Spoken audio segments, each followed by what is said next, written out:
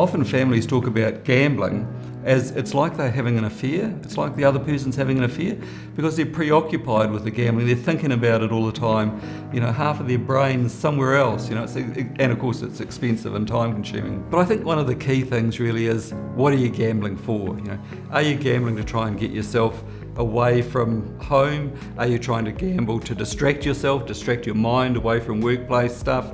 And of course, are you gambling to try and win back money? So sometimes as health professionals it can be difficult to find the right opportunity to talk to people about sensitive issues like problem gambling. There are three main issues that I like to cover with people in a session when making a referral. Firstly, that gambling is an addiction, and a very powerful addiction. It is in fact a mental illness. Second, that there are treatment services available, not just for problem gamblers, but for families and friends. And thirdly, that we know the treatment works. We know that it's effective, empirically based, and that help is available not just for problem gamblers, but also families and friends, people affected by problem gambling. As a wife to a problem gambler, I felt that my husband had a lot of support around his illness, and we were educated about his illness, but there was no support for the family. Nobody looked further than him. Nobody actually thought of the family that was suffering. Nobody actually brought us in and asked how we were. Health professionals need to look beyond the person who's gambling and look to the family, because they're often the victims in this scenario. Everything is out of their control. How do you actually screen for problem gambling? There's a couple that we can focus on. One's the lie bet screen, which is just 2 questions. Do you lie about your gambling? And do you bet more than you're comfortable with or more than you can afford? So 2 questions, that's actually been really well validated in a lot of studies. One that we found quite helpful for GPs is kind of a 3-question model. The first question is, do you bet on pokies, track or internet or casino? So that's really just naming the kinds of gambling that are likely to be problematic causes of gambling. Then the second question, are you concerned about it?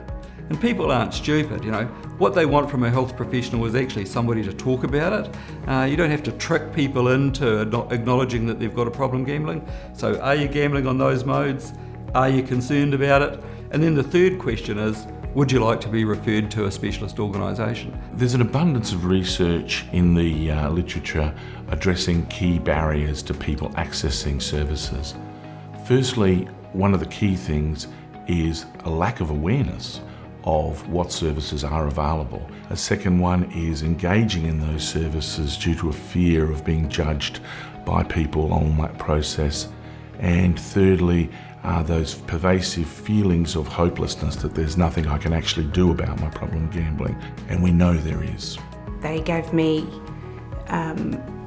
ways to cope with anxiety. I got counselling, I did trauma groups, and they were extremely helpful, and they helped me even with my children, as in to help them cope with certain situations and their anxiety. So at PsychMed we have 5 metropolitan clinics, and we also offer rural and remote services.